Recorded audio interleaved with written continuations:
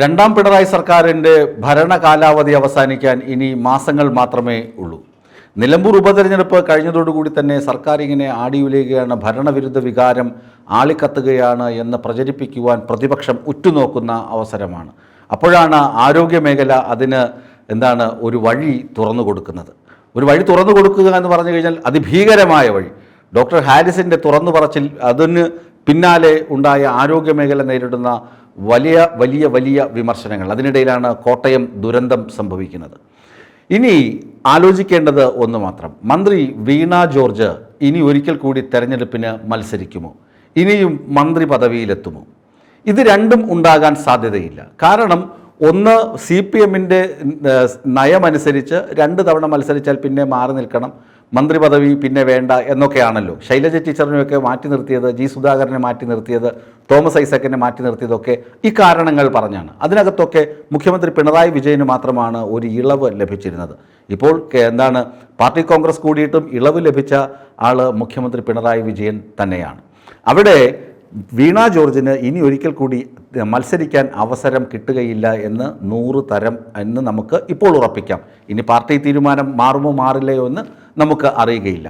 അതുകൊണ്ട് തന്നെയാണ് വീണ George American വിസയ്ക്ക് ശ്രമിക്കുന്നുവെന്ന അഭ്യൂഹം ചില കോണുകളിൽ നിന്ന് പരന്നുകൊണ്ടിരിക്കുന്നത്. കാരണം ഈ മന്ത്രിസഭയുടെ കാലാവധി കഴിഞ്ഞാൽ വീണ സജീവ രാഷ്ട്രീയമൊക്കെ ഉപേക്ഷിച്ച് നേരെ അമേരിക്കയിലേക്ക് പറക്കും, ന്യൂയോർക്കിലേക്ക് പറക്കും. അവിടെ സെറ്റിലാകാനുള്ള എല്ലാ ചരടുവലികളും തുടങ്ങിക്കഴിഞ്ഞു എന്നൊക്കെയുള്ള അഭ്യൂഹങ്ങൾ ചില കോണിൽ നിന്ന് പരക്കുന്നുണ്ട്. അത് കോട്ടയത്ത്, പിന്നെ അതുപോലെ തന്നെ പത്തനംതിട്ട, ഈ പ്രദേശങ്ങളിൽ നിന്ന് പാർട്ടിക്കകത്ത് നിന്ന് തന്നെയാണ് ഈ ഒരു റൂമർ ഇങ്ങനെ പടർന്ന് പന്തലിക്കുന്നത്.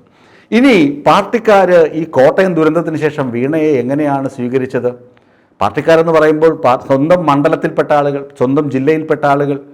അങ്ങനെ നോക്കുകയാണെങ്കിൽ ലോക്കൽ കമ്മിറ്റി സെക്രട്ടറിയായ PJ ജോൺസൺ, മുമ്പ് അദ്ദേഹം SFIയുടെ പഴയ ജില്ലാ പ്രസിഡൻ്റൊക്കെയാണ്, അദ്ദേഹം ഫേസ്ബുക്കിൽ തുറന്നങ്ങ് എഴുതി, MLA പോയിട്ട്, മന്ത്രിയല്ല MLA ആയിട്ടിരിക്കാൻ കൂടി വീണ ജോർജിന് അർഹതയില്ല. എന്താണ് കാര്യങ്ങളെന്ന് ചോദിച്ചാൽ CPM-കാർ, സാധാരണക്കാരൊക്കെ പറയുന്നത് വലിയ വലിയ സംഭവങ്ങളാണ്. വീണയെ വിളിച്ചാൽ കിട്ടില്ല. മണ്ഡലത്തിലെ ഒരു പൊതുകാര്യം പറയാൻ വേണ്ടി ഏതെങ്കിലും ഒരു പാർട്ടി നേതാവ് വിളിക്കുകയാണെങ്കിൽ വീണ ജോർജിൻ്റെ ഓഫീസിലുള്ള ആരെങ്കിലും ഫോൺ എടുക്കും. എന്നിട്ട് അവർ കീറി മുറിച്ച് പരിശോധിച്ച് ആവശ്യമുണ്ടെങ്കിൽ മാത്രം മന്ത്രിക്ക് ഫോൺ കൊടുക്കും. അങ്ങനെ മന്ത്രി ഒരു കോർപ്പറേറ്റ് മന്ത്രിയായി മാറിയിരിക്കുന്നു. CPM മന്ത്രിയല്ല, കോർപ്പറേറ്റ് മുതലാളിമാരുടെ സ്വഭാവത്തിലേക്ക് മന്ത്രി മാറി എന്ന വിമർശനം മന്ത്രിയുടെ തട്ടകത്തിലുണ്ട്. അതുകൊണ്ടാണ് മന്ത്രി പോയിട്ട് MLA ആയിട്ടിരിക്കേണ്ട യോഗ്യത പോലും വീണ ജോർജിനില്ലെന്ന് ജോൺസൺ തുറന്ന് എഴുതിയത്. ഇനി ജോൺസൺ മാത്രമാണ് എഴുതിയത്? വീണ ഇടപെട്ട് വെട്ടിനിരത്തിയ വേറൊരാളുണ്ട്. വെട്ടിനിരത്തിയല്ല, സ്ഥാനത്തിൽ നിന്ന് ചവിട്ടി പുറത്താക്കിയ എൻ രാജീവ് ഏരിയ കമ്മിറ്റി അംഗമാണ് ഇലന്തൂർ ഇവിടുത്തെ. അതായത് ഈ മണ്ഡലത്തിൽപ്പെട്ട തന്നെ, മണ്ഡലം എന്ന് പറഞ്ഞാൽ വീണയുടെ പാർലമെൻറ്റ് നിയമസഭാ മണ്ഡലത്തിൽപ്പെട്ട ആൾ തന്നെയാണ് എൻ രാജീവ് പറയുന്നത്, കൊടുത്താൽ എവിടെയും തിരിച്ചു കിട്ടും. പണ്ട് അതിനൊരു ഉദാഹരണവും അയാൾ തന്നെ പറയുന്നുണ്ട്. പണ്ട് സ്കൂളിൽ പരീക്ഷ എഴുതാൻ പോകാതിരിക്കാൻ വയറുവേദന എന്നൊക്കെ പറഞ്ഞ് കള്ളം പറഞ്ഞ് വീട്ടിലിരുന്നിട്ടുണ്ട് താൻ. ഇപ്പോഴങ്ങനെയല്ല, ചോദ്യങ്ങളിൽ നിന്ന് രക്ഷപ്പെടാൻ ചിലർ ആശുപത്രിയിൽ അഭയം തേടുകയാണ്. മന്ത്രി വീണ ജോർജ് ഇന്നലെ കോട്ടയത്ത് നിന്ന് തിരുവനന്തപുരത്തേക്കുള്ള യാത്രാമധ്യേ ദേഹാസ്വാസ്ഥ്യത്തെ തുടർന്ന് കൊട്ടാരക്കര താലൂക്ക് ആശുപത്രിയിൽ 2 മണിക്കൂർ ഒന്ന് ദേഹാസ്വാസ്ഥ്യം പരിശോധിക്കാനും പിന്നെ ഒന്ന് വിശ്രമിക്കാനും വേണ്ടി ആശുപത്രിയിൽ അഭയം തേടിയിരുന്നു. ഇതിനെയാണ് എൻ രാജീവ് പരിഹസിക്കുന്നത്. എൻ രാജീവ് പരിഹസിക്കാനുള്ള കാരണം ഇതാണ്, കൊടുത്താൽ എവിടെയും കിട്ടുമെന്ന വാക്കിൽ നിന്നാണ്. CWCയുടെ മുഖ്യ ആളായിരുന്നു, ജില്ലയിലെ CWCയുടെ പ്രസിഡൻ്റായിരുന്നു എൻ രാജീവിനെ ഒരു പോക്സോ കേസിൽ അഭിഭാഷകനെ വഴിവിട്ട് സഹായിച്ചു എന്നൊക്കെ പറഞ്ഞ് എന്ത് ചെയ്തു, ഈ സമിതിയുടെ ഈ സ്ഥാനത്ത് നിന്ന് പാർട്ടി പുറത്താക്കി.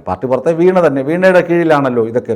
ഈ വനിതാ ശിശു വികസന വകുപ്പൊക്കെ വീണ നോക്കുന്ന വകുപ്പാണ്. അപ്പോൾ ആ വകുപ്പ് തന്നെ ഇടപെട്ട് രാജീവിനെ പുറത്താക്കി, സസ്പെൻഡ് ചെയ്തു.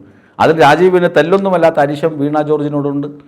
അപ്പോൾ വീണ ജോർജിന് കൊടുത്താൽ എവിടെയും കിട്ടുമെന്ന് പറയുമ്പോൾ വീണ ജോർജിനെ തന്നെയാണ് അത് ഉദ്ദേശിക്കുന്നത്. അങ്ങനെ ഒന്നല്ല രണ്ടല്ല പല അഭിപ്രായങ്ങളാണ് വീണ ജോർജിനെതിരെ ഉയരുന്നത്. ഇനി ഇതിനെയൊക്കെ സംരക്ഷിക്കാൻ പാർട്ടി മെനക്കെട്ട് ഇറങ്ങുകയും ചെയ്തിട്ടുണ്ട്. കാരണം വീണ ജോർജ് അനഭിമതയാണ് എന്ന് ഒരു തോന്നൽ ഉണ്ടാകാൻ പാടില്ലല്ലോ. രാജു എബ്രഹാം എന്ത് മിടുക്കനായ MLA ആയിരുന്നു എന്ന് നമുക്കറിയാം. അതിനു മുമ്പ് സുരേഷ് കുറുപ്പ് ഇപ്പോൾ കരഞ്ഞുകൊണ്ട് പാർട്ടി വിട്ടുപോയ മനുഷ്യനാണ്. ഇപ്പോൾ സുരേഷ് കുറുപ്പുണ്ടല്ലോ.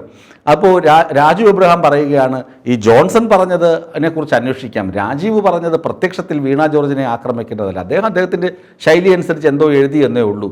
അതുകൊണ്ട് ജോൺസൺ പറഞ്ഞതിനെക്കുറിച്ച്, ജോൺസൺ ഫേസ്ബുക്കിൽ വീണ ജോർജിനെക്കുറിച്ച് എഴുതിയതിനെക്കുറിച്ച് തീർച്ചയായും പാർട്ടി അന്വേഷിക്കുമെന്ന് പറയുന്നുണ്ട്. ഈ ജോൺസൺ, രാജു എബ്രഹാമിൻ്റെ പ്രതിരോധം അതൊക്കെ അവിടെ നിൽക്കട്ടെ.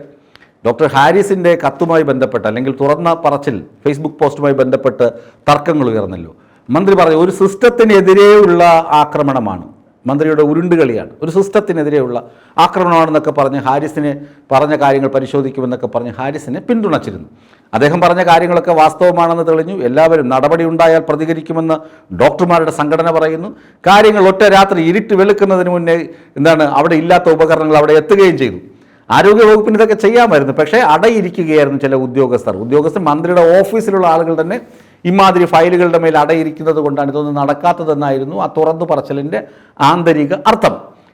ഈ മന്ത്രി ഇങ്ങനെയൊക്കെ പറഞ്ഞപ്പോൾ മന്ത്രി വടി കൊടുക്കുകയാണ്, പ്രതിപക്ഷത്തിന് വടി കൊടുക്കുകയാണെന്ന് തിരിച്ചറിഞ്ഞതാരാണ്? സാക്ഷാൽ മുഖ്യമന്ത്രി തിരിച്ചറിഞ്ഞു. സാക്ഷാൽ മുഖ്യമന്ത്രി തിരിച്ചറിഞ്ഞിട്ട് മന്ത്രിയെ തള്ളിപ്പറയുന്ന തരത്തിലാണ് ഡോക്ടർ ഹാരിസിനെ പരോക്ഷമായി കുറ്റപ്പെടുത്തിയത്. അങ്ങനെ നോക്കുകയാണെങ്കിൽ വീണ ജോർജിന് മന്ത്രിസഭയിലുള്ള പിന്തുണ കുറഞ്ഞു വരുന്നു.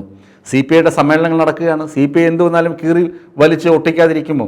മന്ത്രിസഭയിൽ വീണ ജോർജിനുള്ള പിന്തുണയും അല്ലെങ്കിൽ ഒരു ആഢ്യത്വമുള്ള സ്ത്രീ അല്ലെങ്കിൽ പ്രൗഢിയോടുകൂടി കാര്യങ്ങൾ കൈകാര്യം ചെയ്യുന്ന വ്യക്തി എന്നൊക്കെ ഒരു ലേബൽ ഉണ്ടായിരുന്നു. പക്ഷേ അതൊക്കെ തകിടം മറിഞ്ഞുപോയി. ഈ ചെറിയ കാലയളവ് കൊണ്ട് തകിടം മറിഞ്ഞു. എന്ത് വന്നാലും ഉടനെ നിപ്പ വന്നാൽ റിപ്പോർട്ട് തരൂ, ഓഖി വന്നാൽ എന്ത് വന്നാലും ഒരു റിപ്പോർട്ട് തേടുന്ന സ്വഭാവം. ഈ റിപ്പോർട്ടുകളൊക്കെ പ്രതിപക്ഷ നേതാവ് VD സതീശൻ കളിയാക്കിയതുപോലെ ഈ റിപ്പോർട്ടുകളൊക്കെ ചേർത്ത് വെച്ച് പുസ്തകമാക്കുകയാണെങ്കിൽ 2-3 വാള്യമല്ലോ 10-15 വാള്യത്തിനുള്ള റിപ്പോർട്ടുകളുടെ ഉത്തരവ് മാത്രം.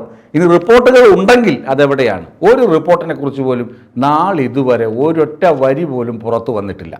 അതൊരു വലിയ സംഭവമാണ്. അതുകൊണ്ടൊക്കെ തന്നെയാണ് മന്ത്രിസഭയിൽ പിന്തുണ നഷ്ടപ്പെട്ടു വരുന്നു.